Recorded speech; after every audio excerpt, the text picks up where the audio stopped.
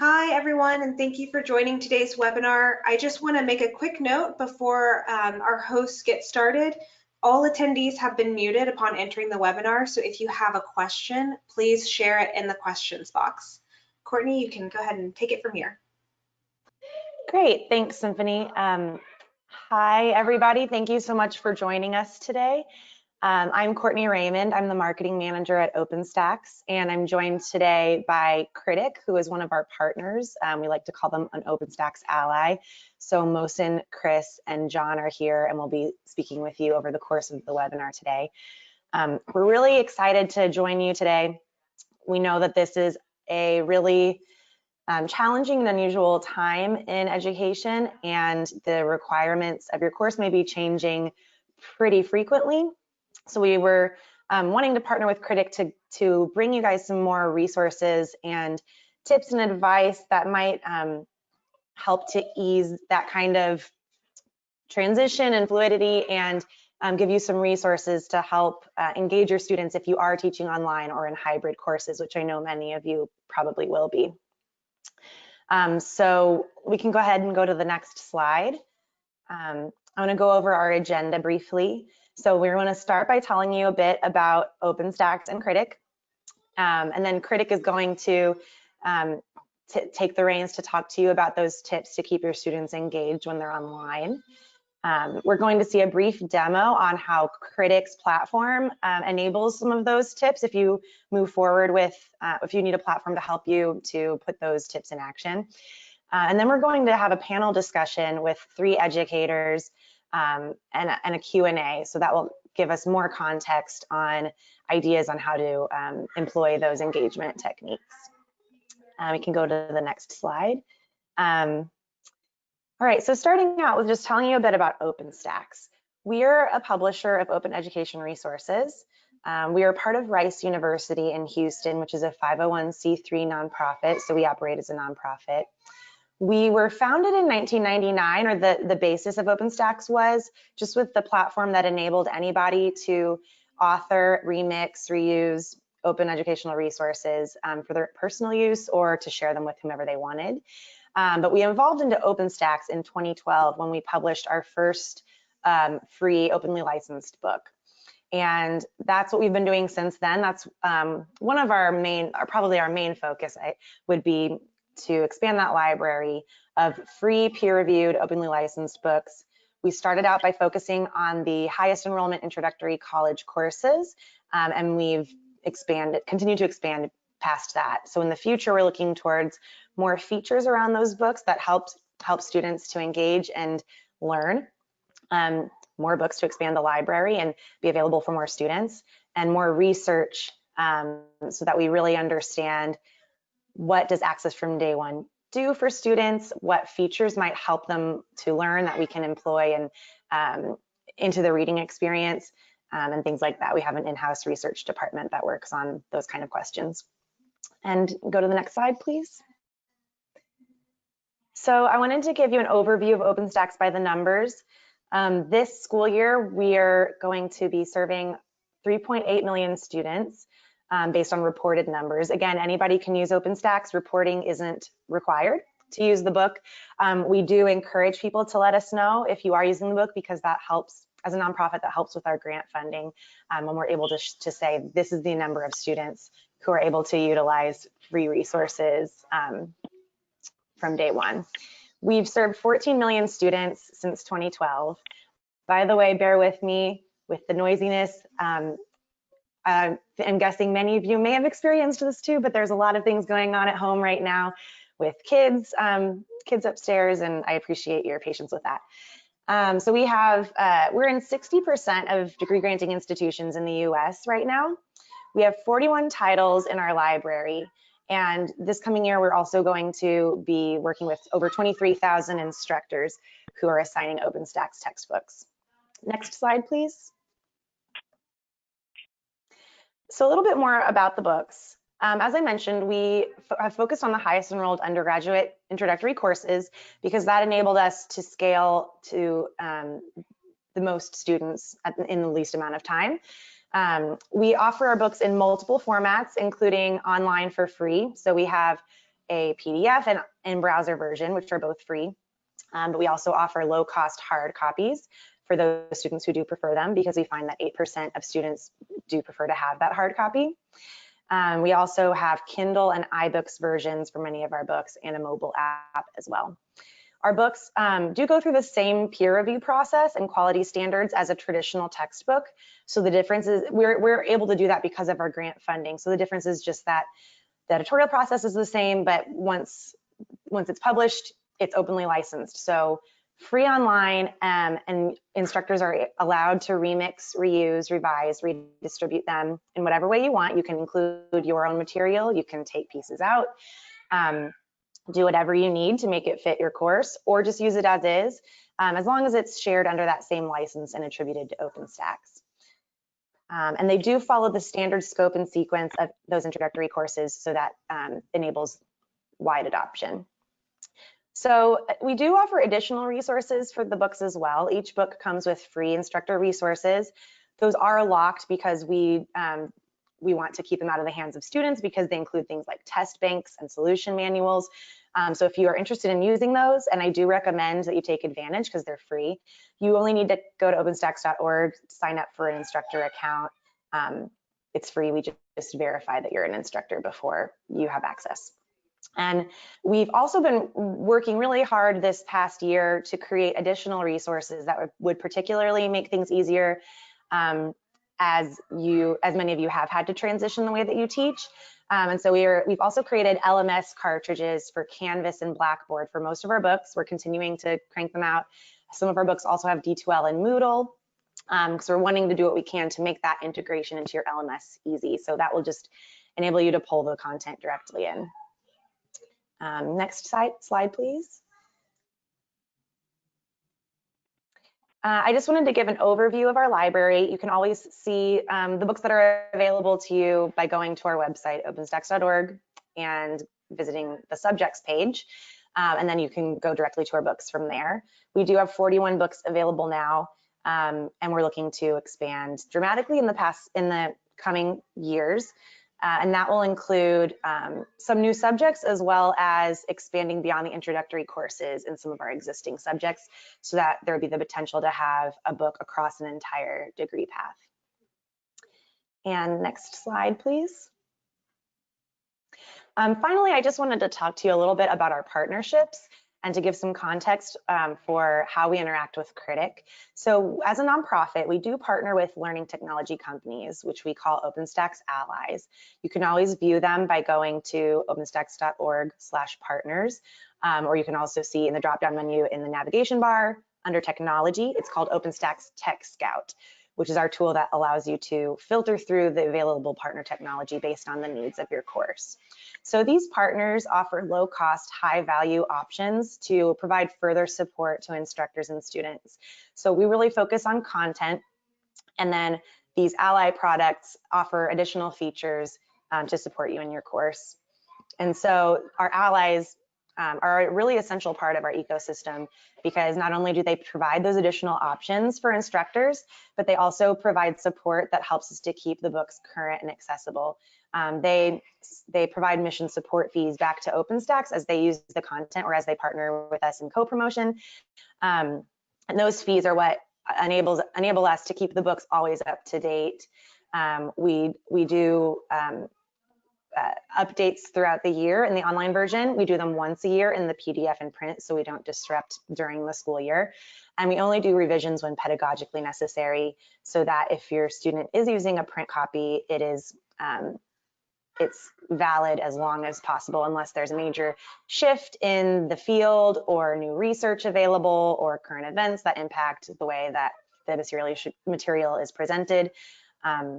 So that partnership with companies like Critic is really important to our mission. And that's a part of offering that additional value to students, is a shared value that we have with them. So with that, I want to pass the baton over to Critic to talk to us more about some of those strategies for keeping students engaged in their online and hybrid courses. Thank you so much, Courtney. Hello, everyone. My name is Chris, and I am Critic's marketing manager. So I'm going to start off with telling you a little bit about Critic, who we are, and what we do. So first off, Critic was built on a singular premise, which was to help students learn better. And we do that by utilizing peer assessment to help drive student engagement and ensuring each student develops a deeper, more meaningful relationship with course material. By doing this, not only are we improving students' critical thinking skills, we help alleviate professors' time from grading. So what makes Critic unique? Here are the 5 key areas we'll be touching on today. First, Critic is based on real science, namely Bloom's taxonomy. We were built with advanced AI-based technology, and we are designed to increase students' critical thinking skills. We are founded by Dr. Mohsen Shahini, who is the former founder of Top Hat, and we are led by a dedicated team of EdTech professionals. And finally, we offer world-class support for you and each of your students to ensure your experience with Critic is seamless. So, the need to improve online education has never been more timely. We ask students what their plans are for the fall semester and how online learning has impacted their education, and the results are striking. We found that nearly 32% of students say they are unlikely to enroll in courses for the fall. Nearly 60% of students say they feel less engaged with studying online. And a staggering 93% of students say that receiving personalized feedback is critically important to their online learning.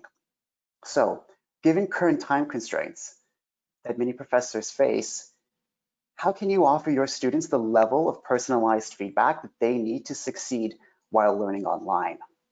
So, we know that peer assessment is an effective way to provide students the personalized feedback they need. And here's why. First, peer assessment allows students to receive personalized feedback faster and from more multiple diverse perspective, as each student has the ability to review many different assignment submissions.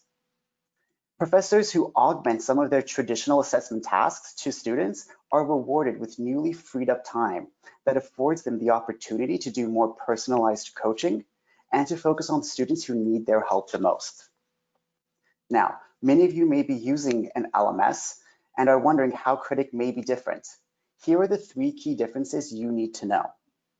First, Critic's grade calibration ensures students are grading each other's work fairly and accurately. And Critic is always working behind the scenes. We allow students to provide feedback on their own evaluations, so students learn how to provide proper feedback through iteration. And finally, we have the ability to empower students to prepare quality evaluations. Now, Professor Cassandra Ellis of the University of Alabama at Birmingham was previously using Canvas in her class, but she replaced it with Critic, as Critic's discussion feature offered more robust assessment options, and it motivated and engaged her students at a greater level than Canvas did while they were studying online. And unlike most LMS platforms, Critic's technology is based on real science. Bloom's taxonomy is a hierarchical model of cognitive skills required to improve critical thinking. Most student assessment is based on lower order thinking, meaning remembrance, understanding, and application, which is usually related to memorization style summative assessments such as multiple choice tests. Whereas higher order thinking, such as analysis, evaluation, and creation, that requires students to apply the knowledge that they've obtained in seeking new solutions to new problems.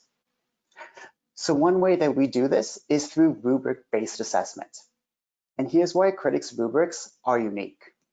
We provide instructors with a library of customizable templates, which can easily be changed per assignment requirements. Our rubrics help eliminate bias often associated with subjective assignments. They communicate expectations clearly to students, which is very pertinent for online learning. And finally, they provide a sense of autonomy for students while they're learning. Now, I'd like to introduce you to Critic's co-founder, Dr. Mohsen Shahini, to explain Critic a little further.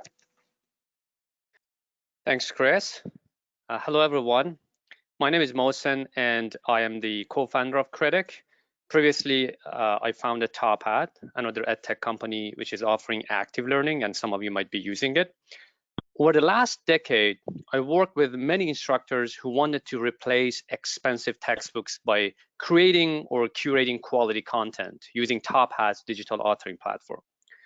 Some had actually adopted OpenStax and wanted to make them more interactive. They wanted to edit it and tailor it to their own needs. So it was a very tedious job for most instructors. So we decided to test two hypotheses. Can students help authors curate effective course content? And if they do that, do they actually learn by doing so? So we ran a few experiments in a health science course with two authors. 700 students were tasked to develop and peer review thought-provoking questions related to the chapters of the books. At the end, we presented the top 10% questions rated by students themselves to the authors. And as you can see, the authors incorporated 92% of those questions in their textbook. And 85% of the students agreed actually to that the assignments helped them learn, and 95% of them actually voluntarily signed a copy release form. At the end, authors estimated that if they were to create the same number of questions, one, it would have taken them 4 times longer, and 2, the questions would have been less diverse and creative. Now, I'm going to pass the stage on to John, our VP of Business Development, who is going to take the stage and talk a few other things to incorporate peer assessment. Awesome. So thank you so much, Mohsen, for sharing those very interesting results. So I really wanted to shift the focus now towards, more specifically, how can you put some of the concepts that we've been speaking about into practice this fall? Through our research and experience, I wanted to share 4 very specific examples that have seen really strong results in developing students' higher order thinking, improving assignment quality and engagement, and also garnering really great feedback from the students themselves in terms of their learning experience online. So the first aspect and activity I want to speak on are reflection activities. So reflection activities provide students with the opportunity to track their learning and demonstrate their progress throughout the term in a really nice formative way. In Critic, professors incorporate completely anonymous peer evaluations, which we're seeing creates a really open and honest dialogue where students feel comfortable to share their thoughts and express their ideas, which is really important, especially with everything going on. Reflection activities we're finding are the perfect way to ensure students are actually engaging with readings and course content, and peer evaluation take this to another level and further reinforces this. I know a lot of you are asking, how can we keep track of our students and make sure they're engaging with the readings? This is a really unique way. Next, I wanted to talk a little bit about team-based learning. So team-based learning, obviously you guys have heard of, and it also incorporates group projects where we recommend that you administer small asynchronous group activities, which allow students to communicate, to problem solve, to hear different perspectives, and also really to get a good sense of what it means to collaborate. What we're seeing is this is really important, not just in higher ed, but also once they graduate and move into the real world and have to work in teams. Critic's group work feature allows students working in groups to anonymously evaluate each other's performance or provide individualized feedback towards another group's assignment. This is all really important, especially in an online group setting where students and groups might not necessarily be getting that immediate feedback that's really important to them. So I also wanted to talk a little bit about a more creative type of activity that we're seeing emerge, creating a video, a podcast, or another type of creative communication. So creating these digital stories directly relates to multiple levels of Bloom's taxonomy that Chris touched on earlier, such as having the students evaluate, reflect on, or analyze course content. This combines critical thinking with public speaking, which is a really unique forum for students to share their thoughts compared to a more conventional or traditional written assignment. In Critic, students can upload many different file types for a creative communication, such as your common video and audio files, and they can also easily provide comments on peers' creative communications, which takes this activity also to another level. As Mohsen mentioned, what we're seeing actually with these types of assignments is it's a really great way to have students build and curate interesting content for your class. the last activity I wanted to talk about is problem solving. So this is where students would use Critic to create thoughtful activities so they can sort of see different perspectives of their peers on coursework and creativity. It's a really fun environment for students to understand concepts at a deeper and more personalized level. As we know, when we're talking about STEM courses, math, engineering, sciences, students are often limited to right and wrong. For example, they're given a math problem or an engineering concept, and they're asked to take the problem set and compute a final answer. But as we know, there's so much more that goes into that type of assessment. So problem solving in Critic encourages students to think about logic and reasoning and notation and creativity. And ultimately, by evaluating each other on this criteria, students are exposed in a really nice way to different types of innovative and unique perspectives from their peers, ultimately leading to increased levels of engagement and also an increased understanding of concepts. We're going to have Professor Peter Tierstra join us later. He teaches an engineering course, and he's going to talk a little bit more at that time on how he runs activities in Critic specifically to facilitate this type of engagement. So at this point, I wanted to take about 10 minutes and run you through a brief product demonstration. If you have any questions specific to the platform, again, please write them in the question box, and we'll definitely reach out and get in touch directly if we aren't able to cover it during this session. So the first thing I wanted to start with is what this looks like from a student's perspective. I think this is really, really important to give you guys, instructors and educators, a sense of what does this look like from the student side. So as I mentioned, these activities are all higher order and incorporate peer assessment, and they have 3 unique stages. So as a student, the first thing that I'll do is see that the activity is in the create stage. What I do at that point is enter the create stage, look at the objective, instructions, and the rubric. As Chris elaborated on earlier, we believe rubric-based assessments are really, really essential to an effective activity. And these are totally customizable to your course, your discipline, your subject, and your activity. So as a student, I'll look what's expected of me. And at that point, I submit my assignment. Whether it's a writing assignment, reflection activity, I can use our text box, or if I want to upload any files directly through my computer, I can do that very easily as well. So I simply submit my submission as a student. There's a due date that will pass, and then the activity will automatically enter the evaluate phase. So what happens in the evaluate phase is students are automatically assigned a set number of evaluations to go through based on the rubric, and they also leave some written comments. So as an instructor, you guys will decide how many evaluations you want each student to receive. So let's say you select 3, students will randomly and anonymously be assigned 3 of their peers' creations to evaluate. Again, I'm reminded of the rubric and the objective and instructions. And right here as a student in my account, I'm automatically distributed the creations. So you can see this is an anonymous submission that I received. I have to go through it. And based on the rubric that you guys set, I have to provide some evaluation. So I go through, provide what I believe is a fair assessment, and also leave a written comment. So these are all really, really important ways to understand different viewpoints, look at your fellow students, how they're going about things. And also, as I'm evaluating my fellow student, I actually retain the information at a deeper level through the whole concept of learning by teaching. So I submit my evaluation. There's again a due date, and then the activity will automatically enter what's called the feedback stage. This is the final stage for students.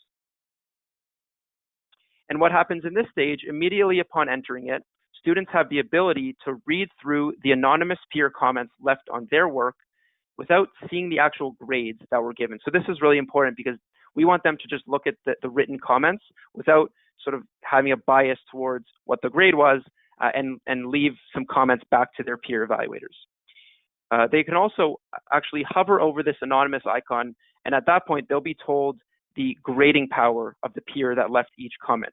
Now, this is determined by our algorithm, and I'll show you a little bit after what we do to set this from the start. So grading power, again, is the impact that a particular student's scoring will have on a peer's final grade. So I can check that out as a student for my fellow peers. And then when I read through the comments, what I do then is go on our scale and rate my peers on their comments based on how motivational or how critical their comments were. This is a really unique feature because we're really trying to understand what is what's that balance between providing a really motivational comment but not being too fluffy and actually providing some direction and critique and an area to improve. So as a student, I read my peer evaluation comments, I rate it on the scale, and I can also leave some written comments back to my peer evaluators as to how they can improve their evaluations. So I go through all my comments, and once I do that, and once I submit all the feedback, I can actually see the grade that I was given. So peer evaluators with higher grading powers, as we reviewed earlier, will actually have a higher impact on this grade that you're seeing. So ultimately, this is an aggregate of all the peer evaluations on my activity. I, as a student, can look and see based on the rubric if there's any specific parts that I was struggling with. I can also view the class average and see how I did compared to my peers. And at this point, if I wanted, and if I felt like maybe I was graded too harshly, by all these peers after reading through all the evaluations, I can dispute the score. So I can dispute the score directly to the professor. They'll review it and determine if they want to make any changes or not. So we're actually seeing the dispute feature being used in between 2 and 3% of activities. And this is just a testament to the level of feedback that the students are receiving. And when they're getting it from their peers, they sort of feel more comfortable with understanding what they might need to improve. So that's our goal. We're happy that we're not really seeing this dispute feature being used too often. So we've talked a little bit about this aggregate grade, the weighted average, and grading power. I wanted to show you actually how we set that from the start.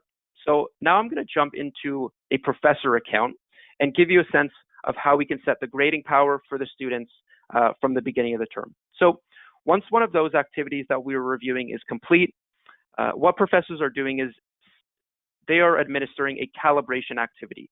What a calibration activity is professors will select 3 assignments of varying quality, maybe a really, really good one, a medium one, and the lower quality one, and they'll evaluate them based on the rubric as they normally would, right? So you guys would select 3 assignments and grade them based on the rubric like you would. What happens at that point after you grade them, we distribute those same 3 assignments out to the students. And the students, they don't know the quality, they're totally anonymous, they don't know how you graded, and they evaluate those same 3 assignments as they feel like they should. So if I go into a calibration activity here, you can see there's just one stage, it's evaluate. And if I look at a particular student, we can actually calibrate how closely in line did that student grade towards compared to how the instructor graded. So this is a really unique feature in determining who's almost a TA level grader, who is grading very closely in line with you, and who maybe is giving all 4s, which is that behavior that we're trying to move away from. So ultimately, students with a really high calibration score will have a higher weight and a higher impact, ultimately a higher grading power on their peers' creations. So that's sort of how that works. It's a really dynamic feature. So throughout the term, their evaluation score will change. You can run multiple calibration activities, and it's really awesome to really ensure the evaluations are as accurate as possible compared to how you grade. So I wanted to jump back into one of the activities and just give you a sense of what this looks like from your end after the students go through those same 3 stages that we talked about. So I'm going to jump into an activity that's now in the grading stage. As you can see very clearly, as a professor, I can see this activity has gone through Create, students have evaluated each other, and they've provided feedback to their peer evaluators. At this point, I can scroll down and actually sort by grade, so I can look maybe who was graded the highest from their peers, and also who was graded maybe more poorly or harshly. So this is an interesting example to look at. If we look at Waldo here, he got around a 60% from his peers, and he actually disputed the score to me, the instructor. So that little red man with his hand up means there is a dispute. So I can actually jump into Waldo's account, and look at all the details. You guys will have full visibility and control into what's happening with this assignment. So you can see this is Waldo's submission at the top here. This is where the professor had the students come up with a thoughtful question. You can actually review all of the evaluations. The reason you can see the students' names now is because you're the instructor, you have full control.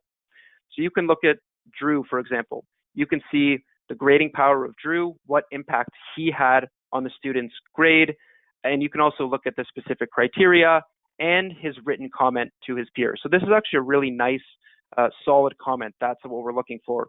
It combines some motivation, some critique, and again, when Waldo sees this comment, he doesn't know his grade yet, so there's no bias. He found that comment very motivational, very helpful. At this point, I can look through everything and make a determination. As an instructor, do I want to edit the student's grade? If so, it's very, very simple. You click Edit Score, and if you do edit it, that's what the final score will be. And at that point, you can also manage the dispute to Waldo directly and say, hey, Waldo, I've reviewed the submission and looked over why you felt you deserved X or Y. This is what I've decided. And you can review the dispute. So, you know, it's a really interesting tool in that sense that we're really incentivizing the students to provide meaningful quality feedback. I wanted to quickly just touch on something called our evaluation score. You know, we touched on it briefly, but ultimately this is a progress dashboard throughout the term to track how the students are in terms of their evaluation quality. So this will change with calibration activities. It will change as they are doing different evaluations of their students, and they'll be able to see very clearly, all right, as an evaluator, you know, I need to improve on my accuracy of the rubrics, or I need to improve on how I'm giving this feedback to my peers. Really, really important, in addition to what's the quality of their assignment. So jumping back into Critic, into the professor's page, I wanted to quickly finish off with our discussion forum. So, you know, as Chris mentioned, we've heard a lot of feedback from instructors who are sort of complaining about the LMS discussion board, right? It's boring, it's clunky. As a result, we created our own community platform that's much more robust and fun than a simple discussion forum.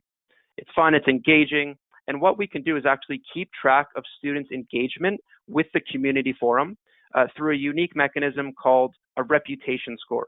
So reputation score actually tracks how engaged is the student. Are they posting? Are they liking? Are they commenting? Almost similar to a social media account, which I know is why the students are really enjoying it. It sort of looks like a Facebook feed almost here. So you can give bonus points to students who have higher reputation scores. And it's just a really unique add-on that we're seeing professors take advantage of.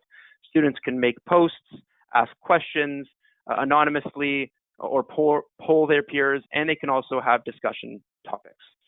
One thing I wanted to just end with in terms of the demo is we are fully FERPA compliant, and we do have LMS integration available for all common learning management systems. So for the sake of time, again, if you have more questions specific to the platform, please ask them, and we'll get back to you directly. And we're always happy to provide one-on-one customized demonstrations of the platform.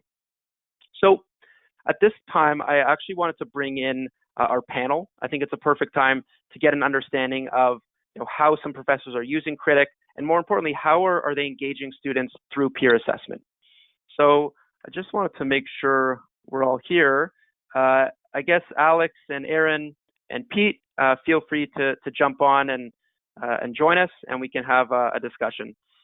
So first of all, I wanted to introduce everyone specifically and individually. So maybe Alex, first, you can just introduce yourself, tell everyone a little bit about who you are, and maybe how you use Critic, and then we'll move on to Erin and Pete. So thanks a lot, Alex. Hi, can you guys hear me okay? Thanks Yep. for the introduction, Jonathan. So my name is Alex Gaynor. I'm an instructor at the Department of Economics at the University of Alberta. I've been using Critic for over a year. So I've used it in about 4 or 5 classes. So I've used it in a few different ways, but with the create phase, I've used it, had students create questions, come up with applications or examples. And the last way I used it was to kind of scaffold an essay. So each week they had to do like the first paragraph in an essay, second paragraph in an essay. So at the end of the semester, the essay was fairly easy to put together. Thanks. Awesome. Thank you. Erin, why don't you tell us a little bit about yourself and how you're using Critic? Hi, everybody. So my name is Erin. I'm an assistant professor at Brock University in the Department of Child and Youth Studies. I used Critic last year in a small fourth-year seminar class, and it was a great way to have students engaged. I would assign an article to read every week, and it allowed, in the past, I probably just would have had students summarize it, and I would have given them maybe a quick mark. But this really allowed us to engage in it in a different way, and I would have never have thought to use the creative communications as a way for students to engage in the article, and it was really fabulous, and they said that they really enjoyed it, and it was really great to see what they took out of an article and how they could express it in their own way. Moving forward, I'm preparing a larger 300-student second-year course in research methods that's broken up into smaller seminars, and my plan is to use Critic to scaffold again, like Alex said, the final project, which is a research proposal. So every week a separate part of the research proposal will be due, and I think this will really, really improve students' writing. Thank you. Yeah, that's great. I know, Erin, you're teaching, I think, around 300 students in the fall, and Alex is teaching over 2,000. So, you know, when you get to that scale of student numbers, even with 300 or even less, what we're seeing is, as I'm sure you guys are finding, this is creating a really nice way for students to engage with each other, where it might otherwise be impossible for you to read through in detail 300 or 500 or 1,000 of these assignments or activities. So thanks for that insight. And move on to Pete. So Pete teaches some engineering courses, so wanted to bring him on, and why don't you tell us a little bit about yourself, Pete? Sure. So I'm Pete Terster. I'm actually continuing lecturer in Mechanical and Mechatronics Engineering, University of Waterloo. And I used Critic for the first time this spring. So Waterloo being a co-op institution, we ran a full academic program through the summer. In fact, I've got students who are studying for final exams right now, and that'll be happening next week. So I used Critic in two courses. The first was a first-year design course for mechanical engineering, and then the second was a second-year thermodynamics course, so their introductory thermodynamics course, both in mechanical engineering. And the thermal course, I had intended to use Critic before we all got locked down and the pandemic hit.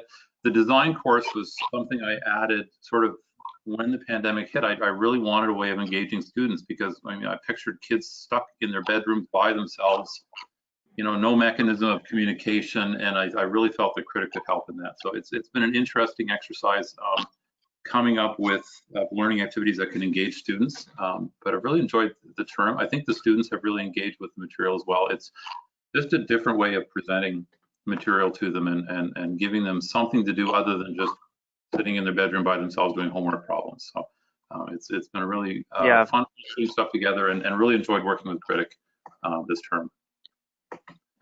Yeah, that's great. Thanks for that intro. And so I had a couple questions that we've had probably 200 questions come in prior to registration. So I know instructors are really interested in learning more about peer assessment and also kind of higher order thinking. So it's going to cover some of those, and whoever wants to jump in, feel free. So sort of the first question I had is more related to standardized testing. So I know a lot of instructors we're seeing are thinking, you know, how can I move away from standardized testing like multiple choice tests and things like that, but with the same time balancing it with having a ton of students to engage with. So I just wanted to touch on sort of the impact that you guys feel standardized testing, like memorization work, just accumulation of facts, has had on student understanding.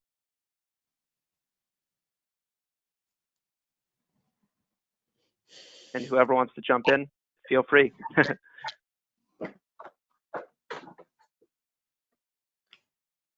I can take that maybe, if you guys don't mind. Sure.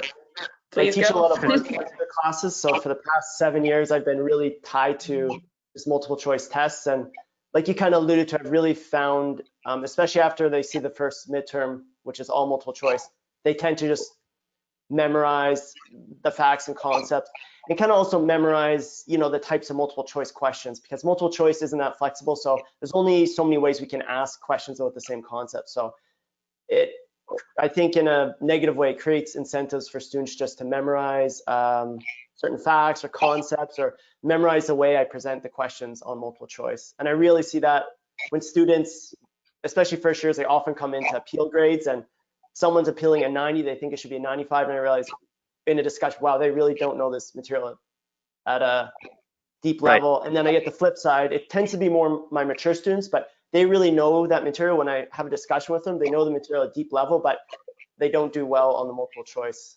Because it is, I think, kind of a skill that students develop through high school and university. But yeah, I think it really encourages students just to memorize the concepts and memorize kind of the format or way my exams run. Yeah, for sure. And Pete, I'd actually love your insight as well, coming more from the STEM side of things, how maybe these assignments are administered beforehand in a more standardized way, and sort of how that's changed with you implementing Critic. Yeah, so by the time you're into second year and you're in a thermodynamics course, you're not necessarily able to do multiple choice or memorize, but I inevitably will get at least, once every other week, some kid will put up his hand, online nowadays, but ask, is this on the exam, right? So that's a common question at a lecture. The students really focus in on give me the bare minimum so I can pass the exam. And what I like about Critic is it allows me to introduce material that is not necessarily on the exam, but it's still important. And in particularly thermodynamics, this is an introductory course, and they have one more thermal course they have to take. And then depending on which stream they take in mechanical engineering, they may do advanced courses as well.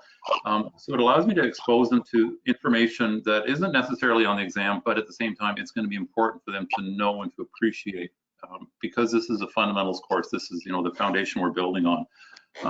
So what I'm really hoping is that, when students are in Thermo 2 or they're, advanced thermodynamics, they're thinking back to, that crazy activity they did where they learned about perpetual motion machines and why it's impossible for thermodynamics, and it'll come back to them, and not because of, they crammed on an exam to learn it, but because, they sort of internalized it when they created a scenario or they commented on someone else's work.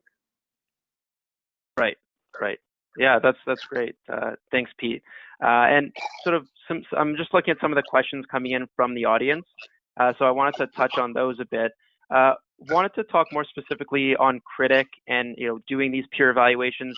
How often do you guys administer these assignments for students? And typically, how long do you feel the evaluations take for students to complete?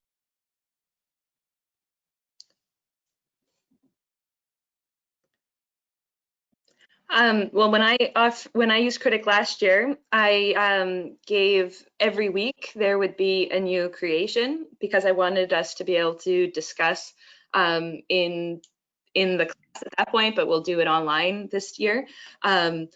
What they had, both what they had learned from the creation and from the evaluation stage.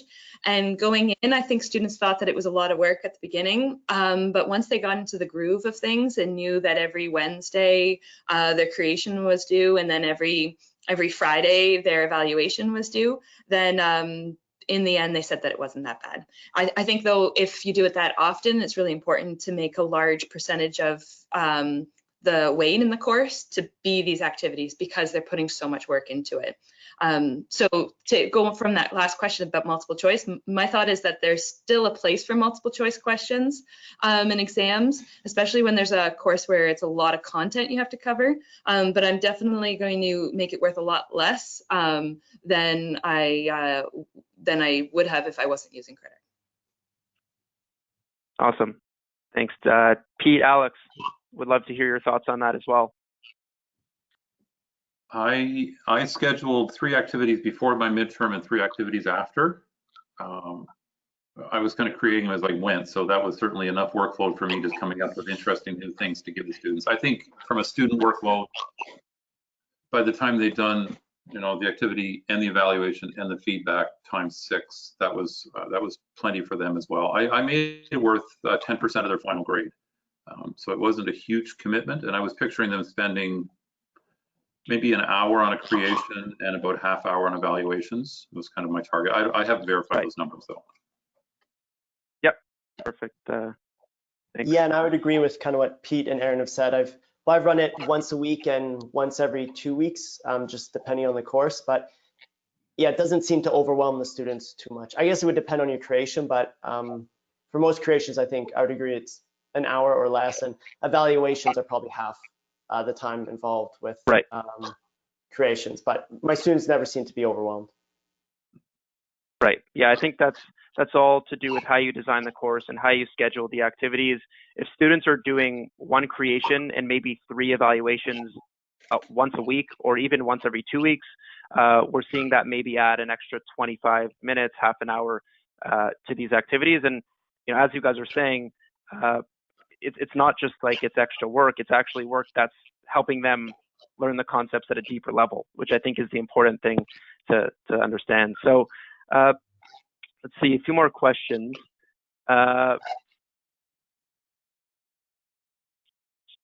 Yeah, I'm just wondering more that aspect of peer review, peer assessment, how you guys find that helps drive students' higher order thinking skills. So, we've talked about these different types of activities aside from multiple choice, but what about the peer assessment aspect do you find helps drive those higher order thinking skills that you're looking to get out of the students?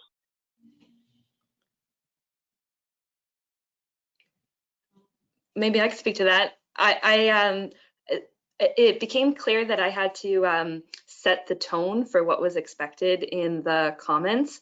And so we agreed as a class that for each criteria on the rubric that they had to give one positive, they had to give one comment that was positive and one comment where they felt the student could improve. And then every week when we met, I would listen to what they would talk about.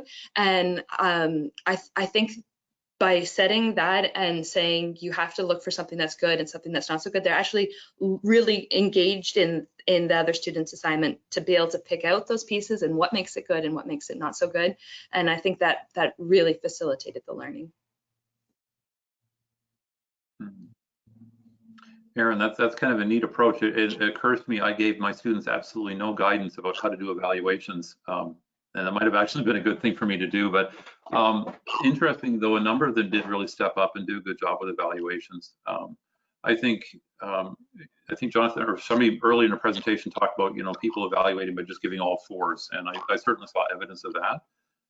But I think there were students that really, I think they got the idea that you throw a creation out there, but you almost learn more from the evaluation than the creation part of it. Yeah, and I also love Erin's comment. I'm going to borrow that in my next class. I've been given much direction on feedback, but I was initially attracted to Critic because of the creation side. So I realized even in a class of 800 or almost 2,000, I can still assign like a written assignment or a creative type of assignment. So I was really happily surprised with the peer assessment. I could tell students realize to evaluate someone's work, it's really difficult. You really have to know the material. And I kind of tell my students, you're kind of like me or the TA you're having to evaluate. It's not easy, so make sure you understand the material before you handle the evaluation side. But I found it's worked really well. And the feedback side as well. I tell my students, I kind of hope you're going to end up in 10, 20 years in a job where, whatever field it is, you're more senior. And a really important skill is being able to help people or give feedback and not piss them off, essentially. So Critic is really great for that structure. You don't just have the constructive spectrum, you have the motivational one too, which has been great. Yeah, for sure. Just that's great. Thanks everyone for the insight. We have time for maybe two more questions or so. So I'm just looking at the questions coming in. Looks like some instructors are curious on your opinion on using Critic in a course that's an elective compared to a course that's a requirement, and if you have any thoughts on that.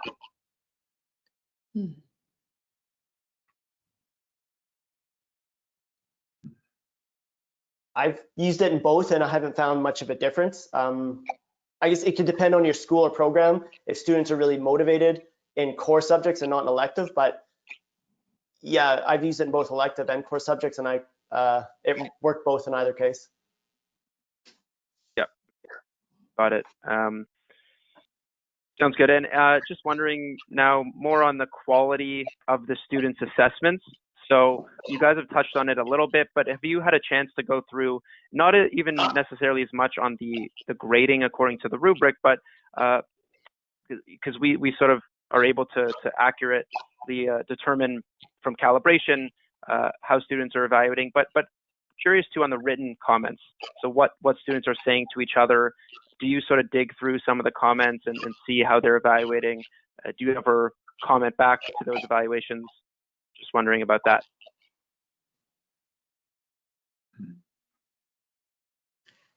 Well, there was definitely a lot of like, even though I suggested that they should give something positive and something that needed improvement, there was definitely a lot of like, great job, and then that was it. So I think the calibrate option will be really useful. I'm really happy to hear that you guys have started that, and I think that will bring everybody on the same page about what's expected there. Great.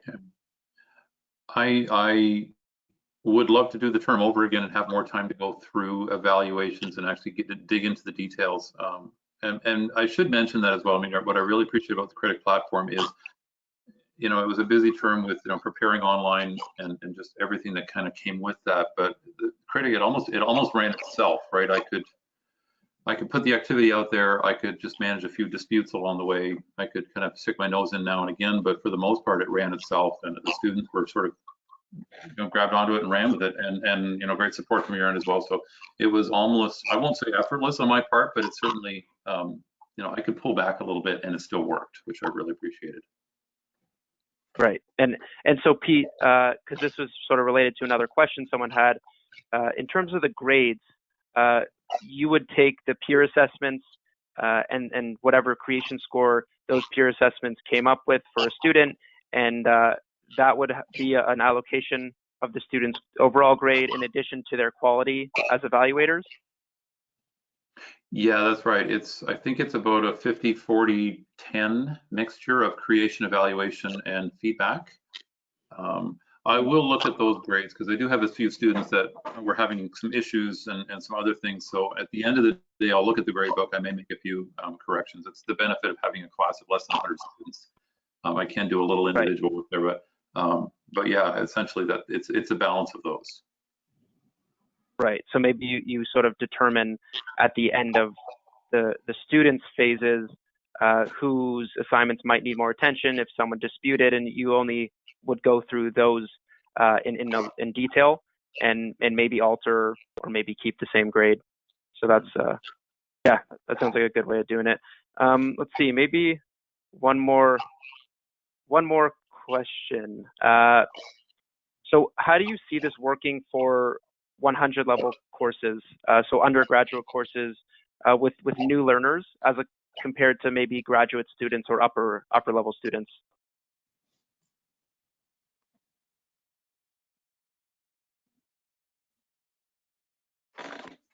I can maybe jump in. I mean, one thing with Critic is it's very, very flexible. Like it's just, I guess it all depends on what creation you assign. But for my first year class, I just tell them, look at what we've learned the last 2 weeks.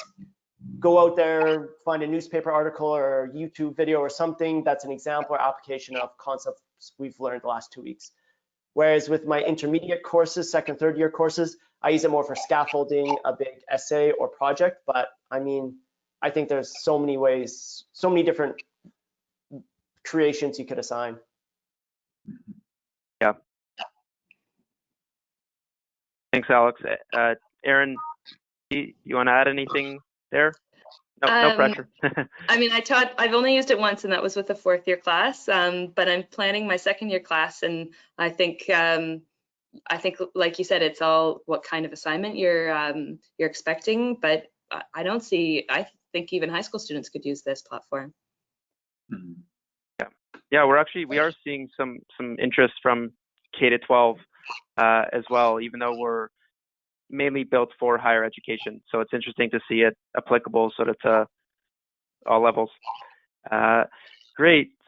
So last question. This is the last question before we got to wrap up. And thanks everyone, all the registrants for all your interest. Again, we're happy to talk more after the session, but just for the sake of time, just wondering, do you guys have TAs in your courses? And if so, how are they utilized?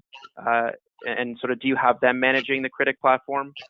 Just touch a little bit on the TA aspect. That's what will happen for my larger class. So there'll be like 12 TAs or 12 sessions, smaller groups led by TAs.